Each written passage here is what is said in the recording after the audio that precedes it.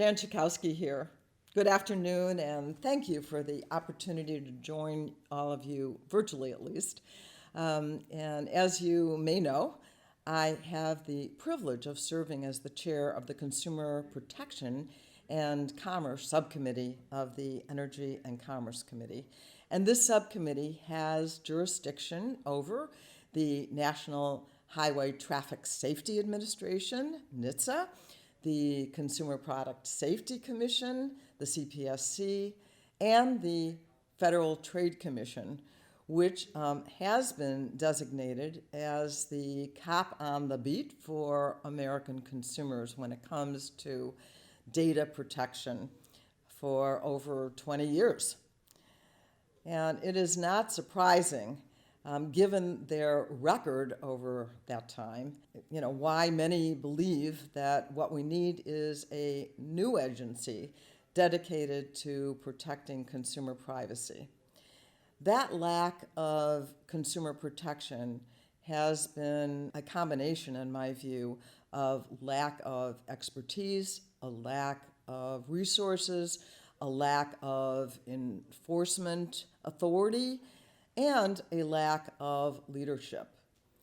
I personally believe that an agency sufficiently staffed and that had all the authorities that it really needed, that it really needs, could be transformed, and that could be the Federal Trade Commission. And awakening it from this decades of slumber. But I am happy to discuss any and all options that would protect the American consumer. As many of you know, we released our staff draft in December, on the same day that the House voted to impeach the President of the United States. We were engaged at that time with stakeholders, and we were soliciting feedback. I hope some of you participated. Then the pandemic hit, and without a doubt, it slowed our forward movement. Beyond just slowing us down, I do think, though, that the pandemic further exposed many of the structural challenges that we as Americans face, many of which make a comprehensive national privacy law so necessary. But it must be a national privacy law that puts consumers first. Survey after survey show Americans feel a kind of anxiety. They feel helpless when it comes to their lives on the internet. They don't know who has their information. They don't know what is being done with their information.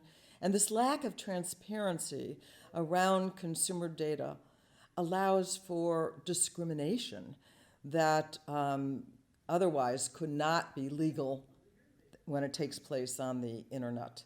Similarly, consumers also don't know if what they read is true, if what they buy is safe.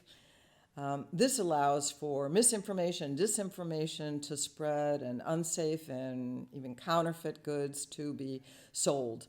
I know we aren't talking about this today, but it is important, and I certainly believe that we need to address this as well. I'm committed to correcting this problem in order to ensure that consumers have the same protection on Amazon as they do when they go shopping at a big box store.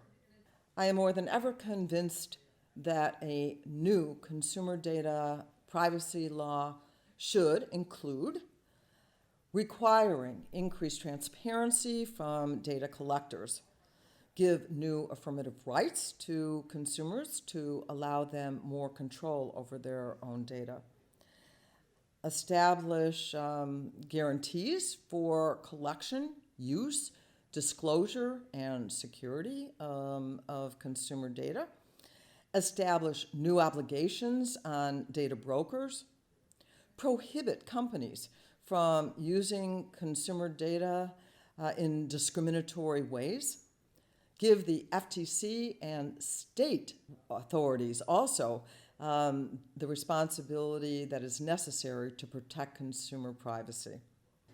But the pandemic has also shown that we need multiple regulators on this and every beat when it comes to protecting consumers.